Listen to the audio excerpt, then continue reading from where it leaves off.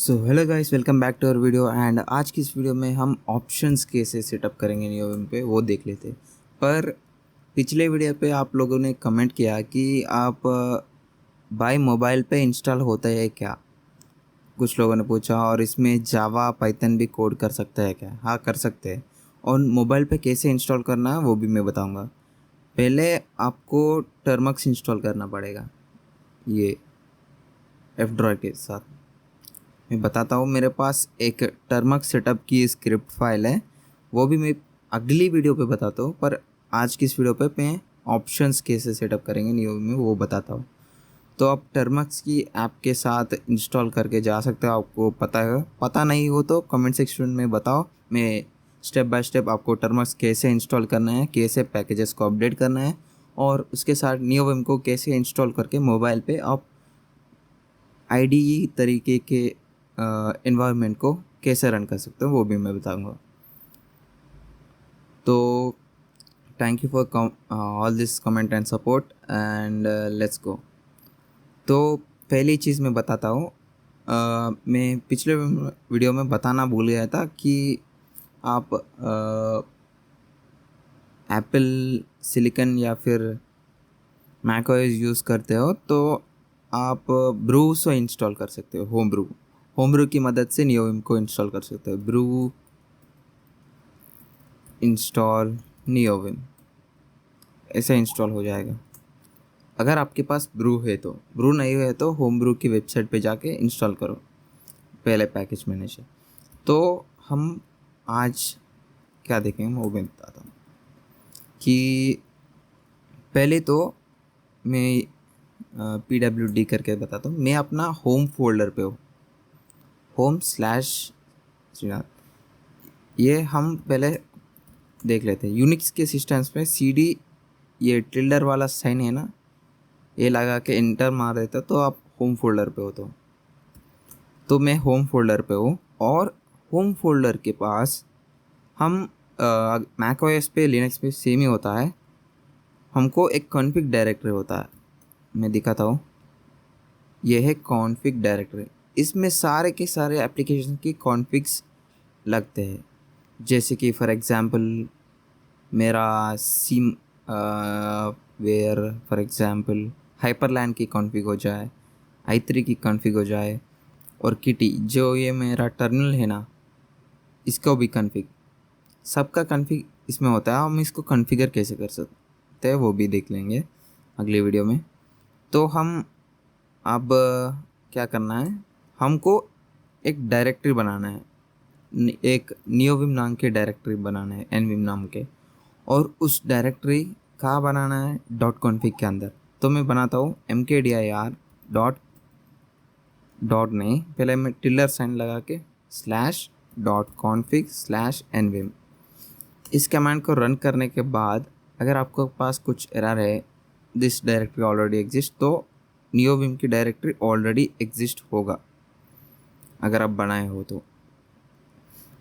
अगर आप पहली बार इंस्टॉल करो तो वो नहीं होगा, तो आप इसको ऐसे कर सकते हैं।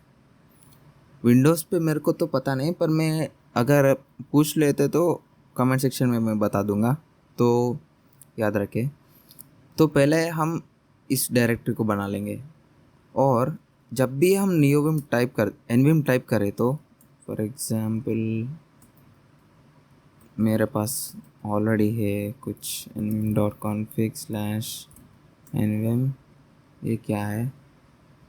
Okay okay okay. तो पहले हमको एनविम की डायरेक्टरी में जाना है, cd.config/nvim। जब भी हम nvim टाइप करेंगे तो ये देखेगा डॉट कॉन्फ़िग, होम फोल्डर के अंदर के डॉट कॉन्फ़िग के अंदर के nvim डायरेक्टरी को देखेगा, और उसमें पहले ये सर्च करेगा init.lua फाइल और init.vim फाइल। अब हम विम स्क्रिप्ट पे एडिट नहीं करेंगे, हम लुआ पे स्क्रिप्टिंग करेंगे। तो हम बना लेंगे एक फ़ाइल init.lua। उसके लिए हम टाइप करेंगे टच init.lua, एंटर कर देंगे और हम ओपन कर देंगे init.lua फाइल को। ओपन करने पिछले वर्जन में क्या होते हैं, पिछले वर्जन में ये डार्क बैकग्राउंड ये नहीं आता है। पिछली वीडियो पे मैं अपडेट नहीं किया था, अभी अपडेट किया हो, और हम इसमें जो भी कॉन्फ़िगरेशन करेंगे वो NeoVim पे लोड आ जाएगा। तो हम स्टार्ट करते हैं। पहले हम टाइप करते हैं vim.o.number equal to true. Escape कर दिया, सेव कर दिया, क्विट कर दिया। अगली बार में NeoVim खुल गया तो यहाँ पर लाइन नंबर्स आ रहा है, देख रहे हो।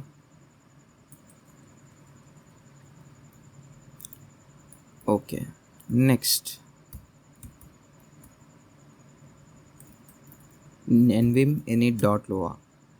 तो हम एक और ऑप्शन देख लेते हैं, विम डॉट, ये ओ भी लिख सकते हैं या फिर ऑप्ट लिख सकते हैं हम, पर मैं जनरली ऑप्ट लिखता हूँ। कुछ ऑप्शंस के लिए ओ काम नहीं करता है तो मैं ऑप्ट ही लिखता हूँ। Vim dot opt dot relative number equal to true. ये ऑप्शन क्या करेगा, आपका रिलेटिव नंबर लाइन को ऑन करेंगे। रिलेटिव नंबर लाइन को आपको एक डिफरेंस दिखाता हूँ। तो ये ऐसे रख लेते हैं, पहले इसको सेव कर लेते हैं, उसके बाद नया इंस्टेंस खोल लेता हूँ मैं, उसमें NeoVim ओपन कर देता हूँ। भाई यहाँ पर भी दिखा रहे हैं नंबर लाइन्स, पर ये देखो, देख रहे हो ये नंबर्स दिख रहा है ना, इसके हिसाब से ये दिखा रहा है मैं किस नंबर लाइन पे हो, और मेरे को ऊपर जाना है किसी लाइन है। फॉर एग्जांपल यहाँ पर मैं हेलो लिख लेता हूँ, गाइस लिख लेता हूँ, हेलो जी लिख लेता हूँ। अगर मेरे को हेलो पे जाना है, उसके सामने एक 4 नंबर है और मेरे कर्सर के ऊपर है, तो मैं क्या करूँगा, 4K दबा दूँगा, वहाँ पर जाऊँगा। और मेरे को हेलो जी के पास आना है तो मैं 2J दबाऊँगा नीचे आने के लिए, कर्सर के नीचे। तो ऐसे यूज़फुल रहता है, तो ये काफ़ी यूज़फुल है। मैं इसको ऑन ही रखता हूँ। तो हम इसको क्विट कर देंगे, इंस्टेंस को क्लोज़ कर देंगे। तो अब देख लेते हैं, vim dot opt dot tab stop equal to true कर देंगे। सॉरी ट्रू नहीं, दो। तो मैं अगर टैब दबाऊंगा, इतने स्पेसेस ले रहा है देखो। अगर मैं टैब स्टॉप को 2 रख दूंगा तो ये क्या होगा, देख लेते हैं। nvim टाइप किया, नया इंस्टेंस का मतलब ये है कि मैं एक और टर्मिनल या फिर एक और कमांड प्रॉम्प्ट खोल रहा हूँ उसमें NeoVim सेव करके। अगर मैं टैब दबाऊंगा, टैब स्टॉप, तो 2 स्पेसेस लेंगे ये, ठीक है। nvim.gshRC लास्ट पे आ जाए टैब। अरे ये क्या हो गया यार, इसको टैब स्टॉप। ओके, नेक्स्ट है vim dot opt dot shift width equal to 2। तो ये क्या करेगा मैं बताता हूँ। पहले मैं क्लोज कर देता हूँ, फिर से init.lua फाइल को ओपन कर देता हूँ। अगर मैं एक टेबल ओपन किया और टेबल को भी मैं ओपन करने के बाद यहाँ पर आ गया, तो ये इंडेंटेशन जो हम देखते हैं ये 2 स्पेसेस का होगा। तो इंडेंटेशन को शिफ्ट विड्थ के साथ हम चेंज कर सकते हैं, 2 स्पेसेस देंगे एक इंडेंटेशन को। ओके, तो ये नंबर्स नहीं, लाइन नंबर्स, और इसको हम क्या करते हैं, टैबिंग एंड इंडेंटेशन, ठीक है। तो डबल डैशेस मतलब हम कमेंट कर रहे हैं, stick with that. Okay, and next हमारा ऑप्शन है vim dot wrap, vim dot opt dot wrap equal to true. By default ये ट्रू होता है, पर आपको फॉल्स करेगा तो मैं दिखाता हूँ। फॉल्स सेव करके मैं init.lua पे आता हूँ।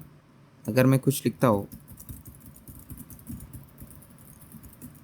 तो ये स्क्रॉल होता जाएगा,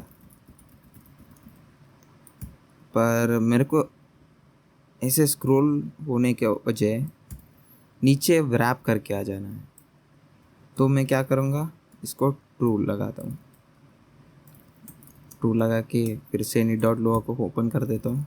तो अगर मैं कुछ भी टाइप कर रहा हूँ फॉर एग्जांपल ऐसे, तो वो मेरा लाइन नंबर दिखाएगा यहाँ से यहाँ तक, और ये रैप करके आ जाएगा। ठीक है, रैप। नेक्स्ट है हमारा vim vim dot opt dot ignore case true, vim dot opt dot smart case equal to true. ये क्या करेगा, मैं क्लोज करता हूँ सेव करके। अगर मैं सर्चिंग, अगर मैं यहाँ पर हेलो लिखूँ और दूसरी बार कैपिटल लेटर के साथ हेलो लिखूँ, अगर मैं स्लैश सर्च करूँ, स्लैश लगा के हेलो सर्च करूँ, तो ये सर्च करेगा दोनों टेक्स्ट को जो दूसरी केसेस पे है। ये अपर केस पे है, ये लोअर केस पे है, फिर भी सर्च करेगा। मतलब हम स्मार्ट इग्नोर कर रहे हैं केस को, या अपर केस है या लोअर केस है, जो भी हो तो सर्च करो।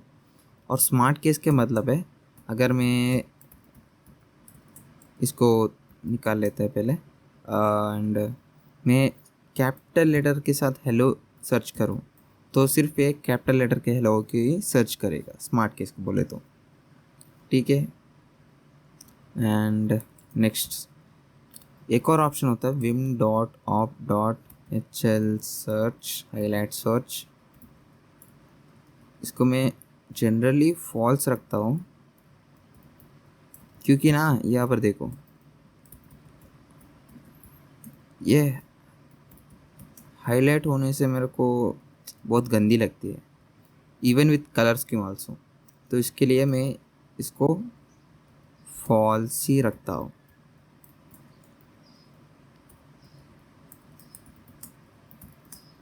क्लियर कर देता हूँ एनवीएम एनी डॉट लोआ। और नेक्स्ट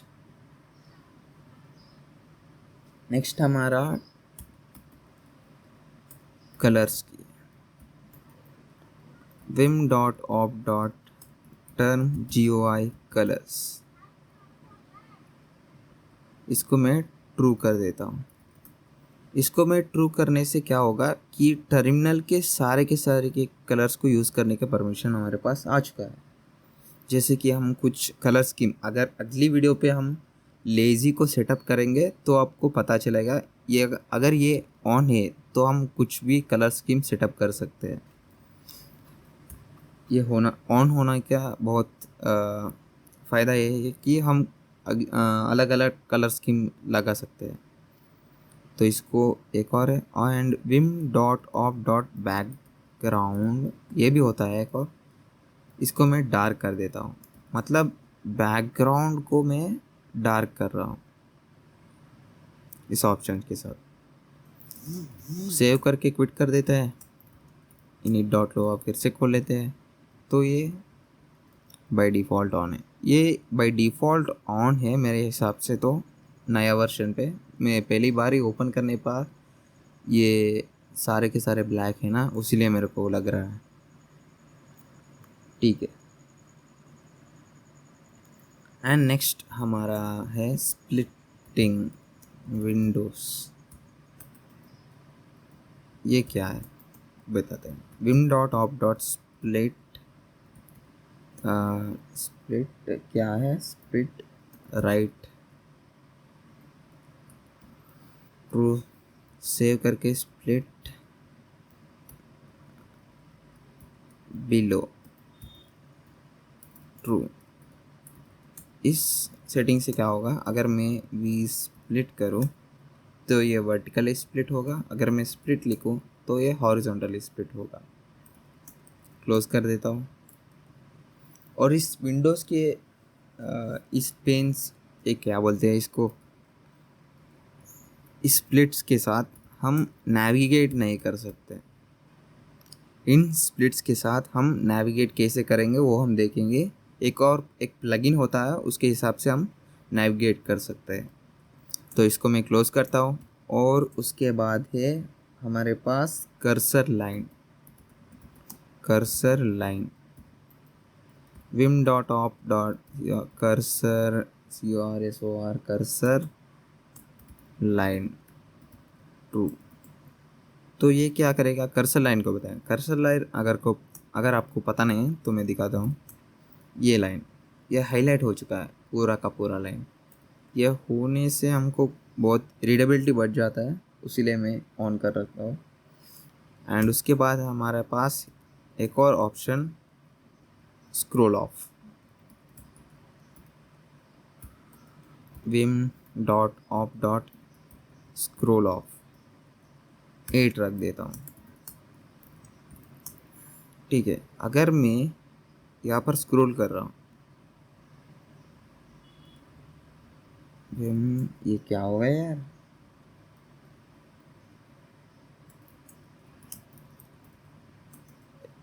ये nvim डॉट CSH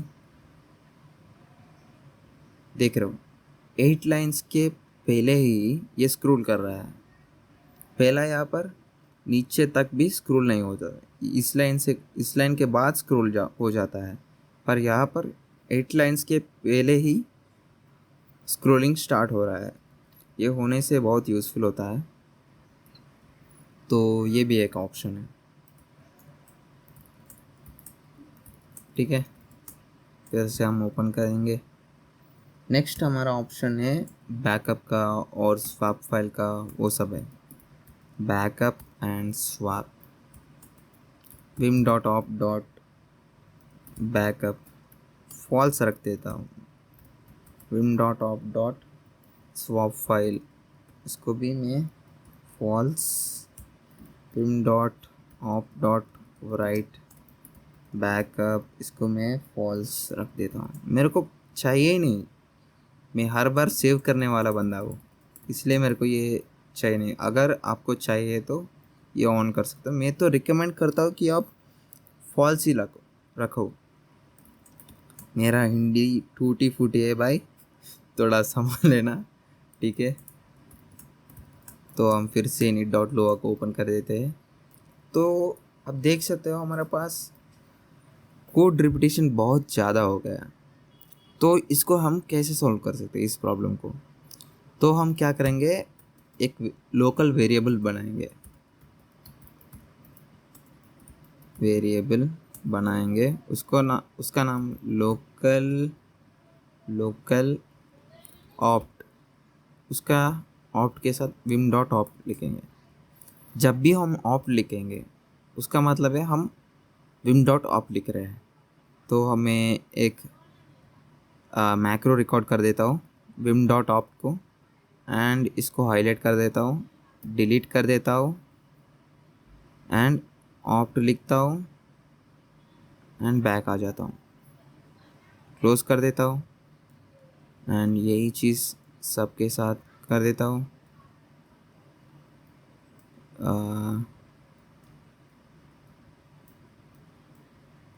जल्दी जल्दी कर लेता हूँ।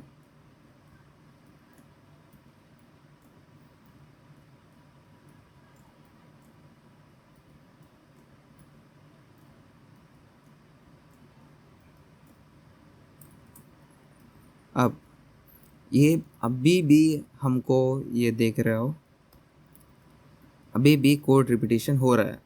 तो इस प्रॉब्लम को और भी जड़ से निकालने के लिए हम एक और चीज़ कर सकते हैं, एक फंक्शन बना देंगे, एक लोकल फंक्शन बनाएंगे।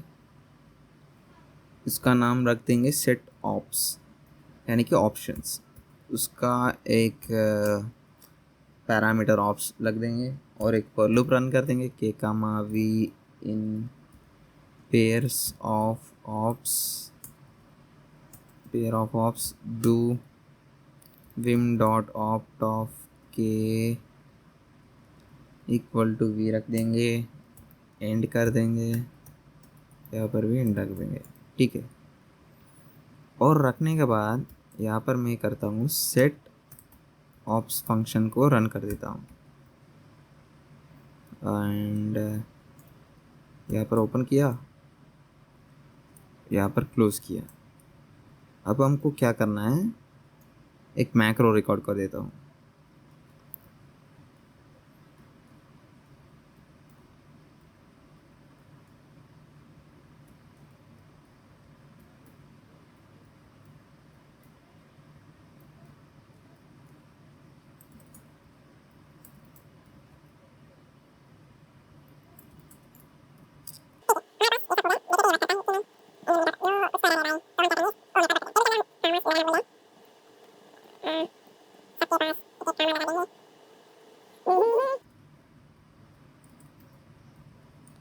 यहाँ पर भी एक और कामा, ठीक है।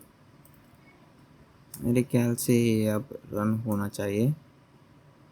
Set ops error while calling लुआ चंक एट लाइन नंबर 10।